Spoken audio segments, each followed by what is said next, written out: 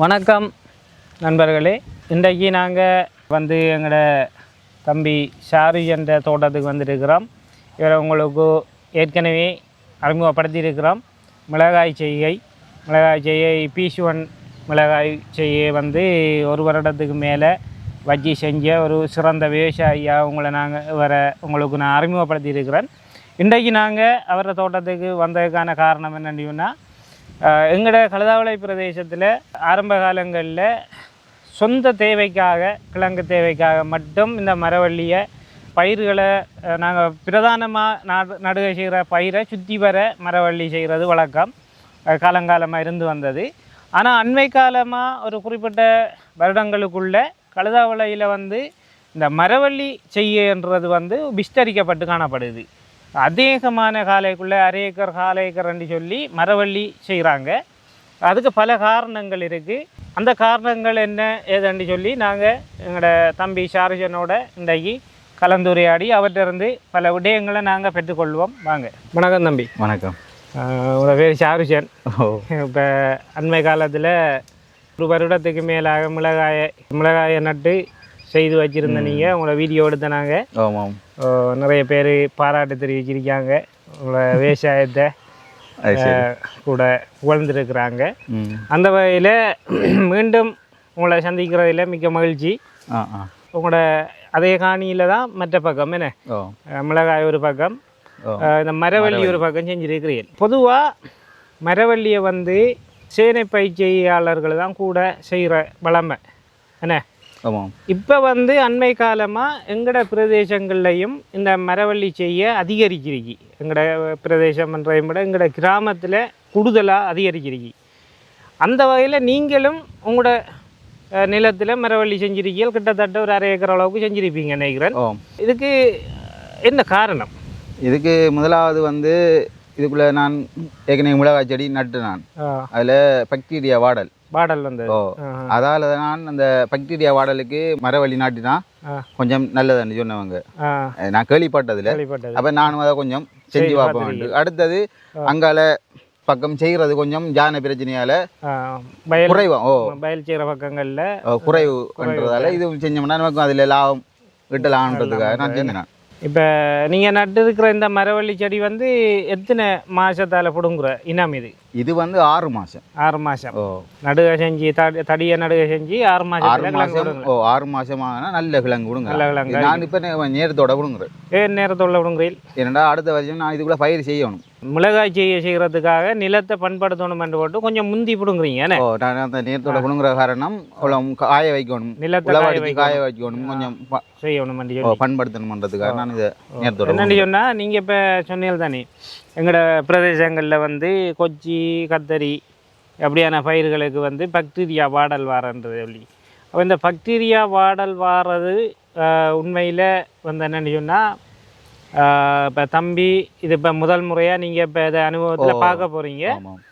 இதே விடயத்தை நான் எனது தோட்டத்தில் கடந்த 2-3 வருடங்களுக்கு முதல் நான் நேரடியாக செய்து பார்த்தேன். நான் எங்களோட நிலத்திலையும் வந்து மிளகாய் செடி வாடினது ஃபுல்லாக பாக்டீரியா வாடல். அப்போ அந்த வாடின நிலத்தில் வந்து ஒரு பகுதிக்கு நான் மரவள்ளி நாட்டினேன். ஒரு ஏரியாவில் மிச்ச நிலம் கிடந்தது. அடுத்த வருஷம் இந்த மரவள்ளியை பிடுங்கிட்டு மரவள்ளி இருந்த இடத்துலையும் மிளகாய் நாட்டினேன், மரவள்ளி நாட்டாத இடத்துலையும் நாட்டினேன். ஆனால் மரவள்ளி நாட்டின அந்த பகுதியில் மட்டும் அடுத்த வருஷம் பாடல் வரல. அது இப்போ நான் நேரடியாக அனுபவிச்சது. நான் கேள்விப்பட்டேன். ஒவ்வொரு ஆளும் சொல்கிறானே அது நாட்டு நல்லா இருக்குமாதால நான் கொஞ்சம் சில வேளை இந்த மரவள்ளி செடியில் வேரில் இருந்து வரக்கூடிய ரசாயனங்கள் வந்து இந்த பாக்டீரியா வாடலுக்கு கொஞ்சம் கட்டுப்படுத்தக்கூடிய வேறு கொஞ்சம் கூட தானே, அதெல்லாம் கூட நம்ம நிலத்தில் இருந்த கிருமி முழுதையும் இழுத்து இல்லை.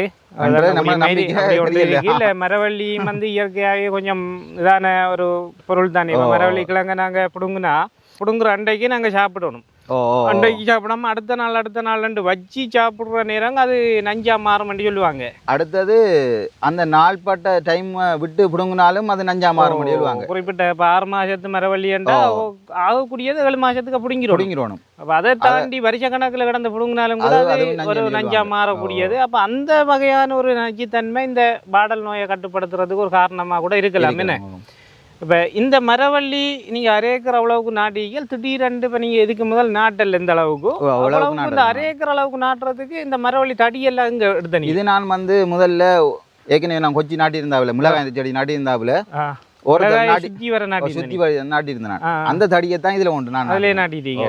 அப்போ நீங்கள் வெளியில் போய் தடி அடியும் எடுக்கல. எப்படி நல்ல இனம் அது கிழங்கு? நல்ல இனம். அது வந்து 5.5 மாசத்தால் விடுங்கண்ணா. நான் ஒரு அடியில் கிட்டத்தட்ட 8 கிலோ 10 கிலோ எல்லாம் பிடிங்கிறீங்க. இது கொஞ்சம் இப்போ நீங்கள் முந்தி பிடுங்குறதால கொஞ்சம் குறைய பிடுங்குறீங்க இல்லைண்ணே. நிறைய மரவள்ளி பிடுங்கிட்டீங்க. இப்போ போன வாரத்துலேருந்து பிடுங்கி கொண்டு இருக்கிறீர்கள். என்ன மாதிரி இப்போ பிடுங்குற அந்த இதை உங்களுக்கு தெரியும் தானே? என்ன மாதிரி லாபம் வரக்கூடிய மாதிரி இருக்கா? இல்லை, இதில் நட்டம் வாரத்துக்கு சான்ஸே இல்லை. ஏன்னா நீங்கள் வேறு தண்ணி அடிக்கிறத தவிர வேறு செலவு இல்லை. அடுத்தது நான் இதில் ஏற்கனவே நாடை நாட்டியிருந்தேன். நாடைக்குள்ளதான் இதை நாட்டியிருந்தேன். எல்லாத்துக்கும் ஒருமையா தண்ணி அடிக்கிறேன். அதுல நாடங்காயும் பட்டுனேன். கைப்பட்டு நாடதான் நாட்டுனேன். அதுலயும் நாடங்காயும் பட்டுனேன். அதுக்குள்ள மிளகாய் செடி இருந்து அதுக்குள்ள நாடைய நாட்டிட்டீர்கள். அதாவது நாடை காய்ச்சி கொண்டிருக்கக்குள்ள மரவள்ளிக்கு ஊத்துனேன். அப்ப அதுக்கு நான் செலவழிக்கையும் இல்லை, செய்யவும் இல்லை. அப்ப பாரத அவ்வளவும் லாபமா தான் பார்க்கலாம். நாங்க செலவண்டு இல்லை, செலவே இல்லை. இதுக்குன்னு நான் மெனக்கட்டு ஒன்றும் செய்யலை, செலவழிச்சு செய்யலை. இந்த மரவள்ளி செய்யல நீங்கள் இப்போ ஏதாவது பிரச்சனை அண்டு இப்போ இதுவரைக்கும் லாபம் என்றியல் பிரச்சனை ஏதாவது பிரச்சனைண்டா வந்தால் அந்த காட்டெலி தான். காட்டெலி கிழங்கு வந்து நிறைய கிழங்கு சாப்பிட்டுட்டு நிறைய சில மரத்துகளில் பிடுங்குனா ஒன்றுமே இல்லை, வெறும் மரம் தான் சாப்பிட்றீங்க. சில மரத்தில் அரைவாசி கிழங்கு அரைவாசி கொஞ்சம் சாப்பிட்டாலும் அந்த கிழங்கு நாங்கள் அடிக்கலாது. என்ன அப்போ அதை உங்களுக்கு ஏற்கனவே தெரியாது? அப்படி எலி சாப்பிடுது இல்லை? தெரியும். இருந்தும் நாங்கள் நாள் இதுக்கு இருக்குதானே. அப்போ அவருக்கு வராதுன்றா நாங்கள் யோசித்தேன். நாங்களே நேரத்தோட விடுங்கக்குள்ளே இப்படி ஒன்று வருது என்ன. இதை கட்டுப்படுத்துறதுக்கு ஏதாவது முறையில் அப்படி இருக்குமான்னு தெரியல. அப்படி முறையில்ண்டா அதை காட்டெலியை சாவைக்கிறோம், ஆளை பிடிக்கணும். அப்படியோ அப்படித்தான். அது என்னன்னா அந்த மரவள்ளி தோட்டத்துக்கு வர காட்டெலி மேலால வந்து ஒரு ஓட்டையை தொலைச்சி வந்து சாப்பிட்றதில்ல. எங்கேயோ ஒரு இடத்துல காட்டுக்குள்ள இருந்த ஓட்டை போட்டு வந்து இங்கே வந்து கிழங்க சாப்பிட்டு அந்த ஓட்டைக்காலே துளையினூடாக கீழே திரும்ப போயிடும். இப்போ மேலே ஒரு தடவும் இருக்காது, ஒன்றுமே இருக்காது. கீழே அடியால வந்து மட்டும் கிழங்க சாப்பிட்டு போயிருக்கும். எந்த ஒரு தடவும் அந்த மரத்துக்கிட்ட ஒரு மண் குமியல் ஒன்று இருக்கும். மண் குமியல் இருக்கும். என்ன இப்போ இந்த அரை ஏக்கர் நிலப்பரப்பில் நீங்கள் மரவள்ளியை செஞ்சு நான் அறுவடை செஞ்சு கொண்டு இருக்கிறீர்கள். இந்த மரவள்ளி கிழங்குகளை என்ன மாதிரி விற்பனை செய்கிறீர்கள்? வியாபாரி எப்படி உங்கள்கிட்ட வந்து எடுக்கிறாங்களா? என்ன மாதிரி அது? எங்கள்கிட்ட வந்து எடுக்கிறாங்க. காலையில் டெய்லி அப்படியும் கொடுக்கும். காலையில் அப்படியும் கொடுக்கும். ஒவ்வொரு நாளும் 100-150 கிலோ எடுப்பாங்க. ஒரு ஆள் தான் எடுக்கிறாரு. அப்ப போதுமான அளவுக்கு எடுக்கிறதால அவருக்கே கொடுத்து கொண்டு இருக்கிறீர்கள். பிரச்சனை இல்லை, அவர் காசிகள் எல்லாம் பிரச்சனை இல்லை, ஒரு பிரச்சனையும் இல்லை. டெய்லி இல்ல அடுத்த நாள் காசு தருவாரு. மற்ற அவரே வந்து எடுத்துட்டு போயிடுவார். நீங்க ஏற்றி கொண்டு போற வேலையெல்லாம் இல்லை, அதெல்லாம் இல்லை. அப்படி இல்லை. என்ன விலை போடுது? இப்ப 100 ரூபாய்க்கு தான் கொடுக்குது. 100 ரூபா ஒரு கிலோ. 100 ரூபா ஒரு கிலோ. 10 கொண்டு கழிக்கணும். என்ன 10 கிலோ கிழங்கு கொடுத்தா 1 கிலோ மிச்சமாக கொடுக்கணும். 11 கிலோ கொடுத்தா தான் 10 கிலோ காசு தருவாங்க. 1 கிலோ அது வந்து இடைக்கு கழிக்கிறேன்னு சொல்லுவாங்க. அநேகமான மரக்கறி பொருட்கள் அனைத்துக்கும் அப்படி 1 கிலோ கழிக்கிற ஒரு முறை ஒன்று இருக்குது. இங்கே நம்மட பகுதியில் அந்த நடைமுறை இருக்குது. என்ன இந்த அரை ஏக்கர் நிலப்பரப்பில் மரவள்ளியை பிடுங்கிறீங்க. இந்த மரவள்ளி தடிகள் எல்லாம் என்ன மாதிரி? இப்போ என்ன யாரும் அப்படி நாட்டுற விவசாயிகள் கேட்டால் கொடுப்பேலோ? விரும்பினாக்கள் வந்து எடுத்து போகலாம். ஏன்னா எனக்கு அவ்வளவுக்கு நாட்டுறதுக்கு எனக்கு இடம் இல்லை. ஆறாக்கள் வந்து எடுத்துட்டு போகலாம். வந்து நிறைய பேர் எடுத்துட்டு போறாங்க. ஆறாக்களுக்கும் கொடுப்பேன், எடுத்துட்டு போறாங்க. வீடியோ பார்க்குற நண்பர்கள் எங்கட பிரதேசத்துக்குள்ள இருந்தா ஒரு 2-3 நாளைக்குள்ள இல்லாட்டி வெயில்ல காஞ்சி போயிடும். கம்பு பிறகு தலைக்காது. இந்த பிரதேசத்துக்கு கழுதாவில் களவாஞ்சுடி சேதாத்தீவு இந்த ஏரியாவுக்குள்ள இருக்கிற நண்பர்கள் மரவள்ளி நல்ல இன மரவள்ளி, ஏன்னா அதுலேயும் நல்ல இன மரவள்ளி தடிகள் தேவையானவர்கள் இருந்தால் தம்பி சந்தையா கழுதாவில் பீச் ரோட் நாம்பராங்கோயில் என்று சொல்லி கேட்டால் நாம்பராங்கோயில் அடி என்று கேட்டால் உடனே எல்லாருக்கும் காட்டுவாங்க. அந்த நாம்பராங்கோயில கொஞ்சம் நாம்பராங்கோயிலேருந்து ஒரு 100 மீட்டர் இன்னும் முன்னுக்கு வந்தால் அவரை தோட்டம் இருக்குது. ரோட்டோரத்துக்கால தான் அங்கே வந்து நீங்கள் உங்களுக்கு தேவையான மரவள்ளி தடிகளை நீங்கள் இலவசமாக பெற்றுக்கொள்ளலாம். என்ன காசு இல்லை. இந்த மரவள்ளி தடிகள் வந்து உங்களோட மிளகாய் செடியை சுற்றி வர வளைச்சிருந்த தடிகளை தான் நடுகை செஞ்சிருக்கீங்க. இந்த நடுகை செஞ்ச அளவுகள் என்ன மாதிரி, எத்தனை அடி நீளாகலங்களில் ஒரு தடியை நட்ட நீங்கள்? உண்மையிலே இது வந்து ஒரு 3 அடிக்கு ஒரு நாட்டுனா நல்லது. நல்ல வெயில் விழணும். 3 அடிக்கு சச்சதுரமா ஒரு அப்படி நாட்டுனா கொஞ்சம் நல்லது. கிட்ட நாட்டுனா அந்த இணல் அடைக்குமண்டா இணல் விழுமண்டா அந்த கிழங்குகள் பெருக்குற நல்ல இடைவெளி இருந்தா தடிகள் நல்ல போஷா வரும். அவ்வளவும் அப்படியே நல்லா கிழங்கு வரும். இப்ப இந்த மரவள்ளி தடி நடுகை செய்யறதுல 2 முறையா நம்மட பிரதேச மக்கள் பின்பற்றுவாங்க. ஒன்று தடியை வெட்டி எடுத்துட்டு, ஒன்று அந்த படுபாத்தி என்று சொல்லுவாங்க. நிலத்து மண்ணை வெட்டிட்டு கம்பை மண்ணுக்குள்ளே போட்டு முழுமையாக தாட்டு விடுறது. அடுத்தது ஒரு பக்கத்தை மட்டும் இப்படி மண்ணில் குத்தி விடுறது. நீங்க எந்த முறையில்? நான் வந்து குத்தி விடுறது தான் நான் இது செஞ்சேன். நான் அந்த பாத்தி போட்ட மாதிரி செஞ்சு பார்த்தேன். நான் அதுல கிழங்கு விடுறது கொஞ்சம் குறைவா இருந்தது. பாடத்துல போட்டு குறைவா இருந்தது. குறைவு கிழங்கு. அப்ப இப்படி குத்தி நாட்டுறது கொஞ்சம் கிழங்கு விடுறது மாதிரி இருந்தது. அதால நான் உங்களோட அனுபவத்துல நீங்க நீங்க வளர்ச்சி ஒரு வருஷம் நாட்டுற நீங்க அந்த வகையில குத்தி நாட்டுறது கிழங்கு அதிகமாகிறது வாய்ப்பு இருக்குது. அடுத்தது வந்து பிஞ்சி தண்டு நாட்டப்படா. பிஞ்சி தண்டு இந்த தலைப்புல வெட்டுற இதுகள் நாட்டக்கூடாது. கொஞ்சம் முத்தல் தண்டுகளை அப்படியான தண்டுகளை நாட்டுனா கொஞ்சம் நிறைய கிழங்கு விடும். பிஞ்சி தண்டு நாட்டினாலும் தலைக்கும் கிழங்கு விடுறதும் குறைவு. லேட் ஆகும். நாள் எடுக்கும். நீங்க இந்த தடிகளை வெட்டக்குள்ள எவ்வளவு நீளத்துல வெட்டின ஒரு தடி? அரை அடி 6 அங்குலம் அளவு. அது கணக்கானது. அந்த அளவுக்கு தான் போதும். என்னடா அந்த முத்தல் கம்பண்டா காயாது வெயிலுக்கு. முத்தல் பிஞ்சு கம்பண்டா 2-3 அந்த தலைக்கிறது கடையில காஞ்சி வந்துடும். முத்தல் கம்பண்டா காயாது கடையில களை வந்துடும். இல்லை, சில பேர் நான் பார்த்துருக்கிறேன் நம்மட ஊர்லேயும் நல்ல இவ்வளவு நீளமா கம்பை வெட்டி போட்டு நல்லா ஊண்டி தாளத்து குத்துறாங்க. என்ன காரணம் கேட்டால் அங்கே தொங்கல்ல இருந்து இங்கே மண் நிலமட்டம் வரைக்கும் கிழங்கு விடுமான்றாங்க. அப்படி இல்லையே? எனக்கு தெரியல, அது நான் அனுபவப்படலை. எனக்கு தெரிஞ்சது கொஞ்சம் முத்தல் கம்பா நாட்டுனது ஒரு 6 இன்ச்சு வெட்டிட்டு ஒரு 2 அங்குலம் தாட்டா போதும். போட்டா போதும். அளவுக்கு நாட்டினாலே நல்ல கிழங்கு விடும். அதுக்கு தேவையான நீர் கிடைச்சாலே போதும். வேற இதுக்கு ஏதாவது உரங்கள் தனிய மரவள்ளி போட்டீங்களா? நான் உரம் இதுக்கு போட்டேன்னா ஏற்கனவே நான் சொன்னேன் இந்த நாடன்கொடிக்கு போட்ட வச்சல அதுதான். அதுக்கு பிறகு எதுவுமே போடல, தண்ணி மட்டும் தான் அடிச்ச நீங்க. மரவள்ளி செடியை தாக்கக்கூடிய நோய்ன்னு சொன்னா இந்த மரவள்ளி இலையில பின்பக்கம் வந்து வெள்ளை அரைக்கொத்தி வந்து காணப்படும். அப்படி உங்களுக்கு வரலையே அதுக்குள்ள? அது வந்து இந்த கிளைமேட்டுக்கு வரல.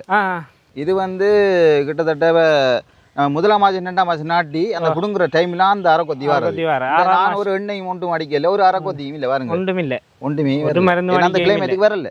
அப்ப ஜனவரி பிப்ரவரியில நாட்டி ஒரு அந்த கூட அந்த டைம்ல 6-7 மாதத்துக்குள்ள அந்த பூச்சிகள் கூட. இப்ப பூச்சிகள் கொஞ்சம் குறைவு இல்ல. இந்த பாருங்களேன், பார்த்தா தெரியும் ஒரு அரைக்கொத்தி பூச்சிகள் ஒன்றும் தாக்கம் இந்த மாதிரி இல்ல. நல்லா இருக்கு. எண்ணெய் ஒன்றும் அடிக்கல.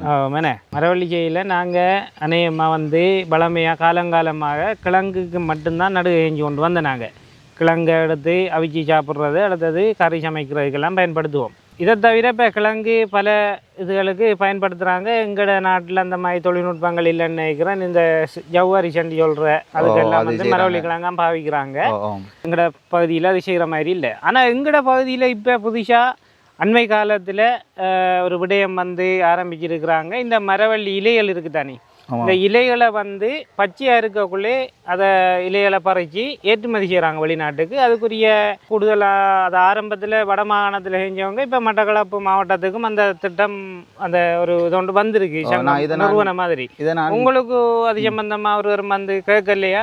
ஒருத்தரும் கேட்கல. நான் இந்த யூடியூப்லையும் டிக்டாக்லாம் பார்த்தேன். நான் அதை வாழைச்சனையில் அதை ஒரு ஆள் செஞ்சிருக்காரண்டு வியாபார நோக்கத்தோட அவரும் வந்து எங்கள்கிட்ட வந்து அணுகுனா நாங்களும் அதை நாங்க தயாரா இருக்கோம். இப்ப எங்களுக்கு எங்கிட்ட அளவு நிறைய கொடுக்க இல்லாட்டியும் எங்கட பக்கத்துல இருந்து அப்படியே கொடுப்போம். நாங்க கொடுக்கலாம்.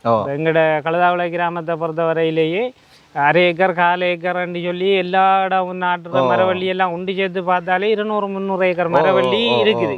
அப்போ அவ்வளவுலையும் நாங்கள் ஒரு குறிப்பிட்ட அளவுலேயே அறுவடை செஞ்சு எடுத்தாலே 2 டன் 3 டன் மரவள்ளியில் விற்கக்கூடிய அளவுக்கு வரும். அப்போ அதுக்குரிய அவங்க வந்து அந்த நம்மளை நாடி வரணும் அல்லது நமக்கு அந்த தொடர்பு இல்லாமல் வீணா போகுது அந்த இலைகள்